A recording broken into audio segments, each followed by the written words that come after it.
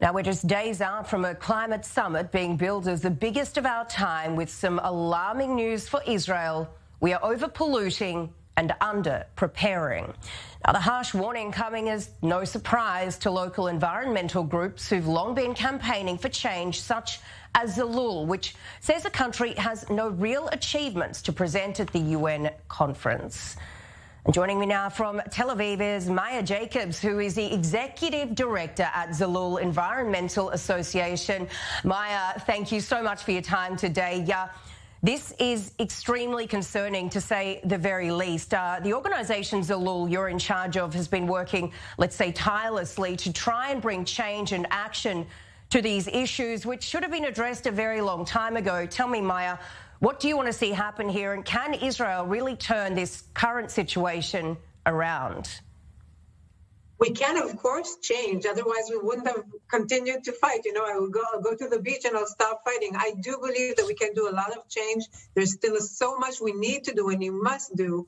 Unfortunately, as you said, the government in Israel, the current one and mostly the previous one, did everything basically opposite than what we need in every field, in energy and in transportation and in agriculture and in building and construction. Everything is completely opposite.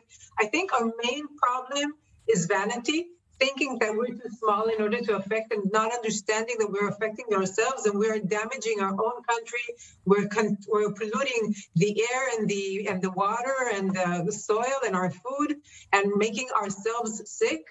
And the other thing is gaps of knowledge, not to say ignorance. And that is one thing that we're really trying to solve for a long time.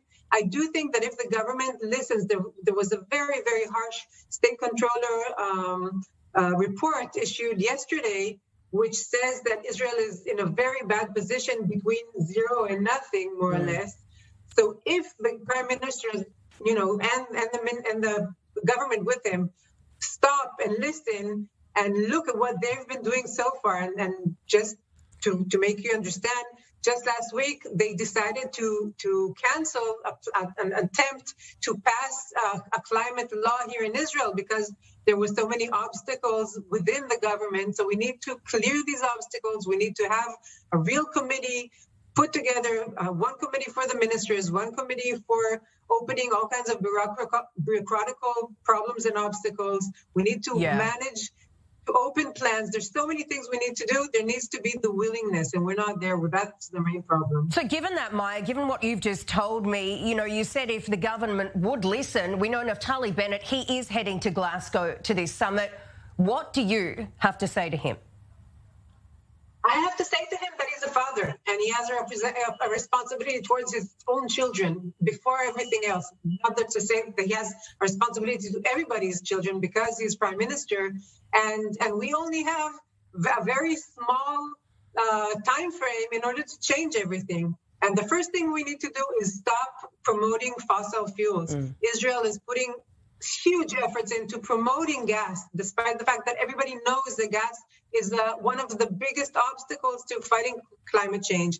And they're turning us into the backyard of the polluting oil industry, the petrol industry here, with many, many very problematic programs and projects that they're promoting. So they need to change that, and they need to change the construction.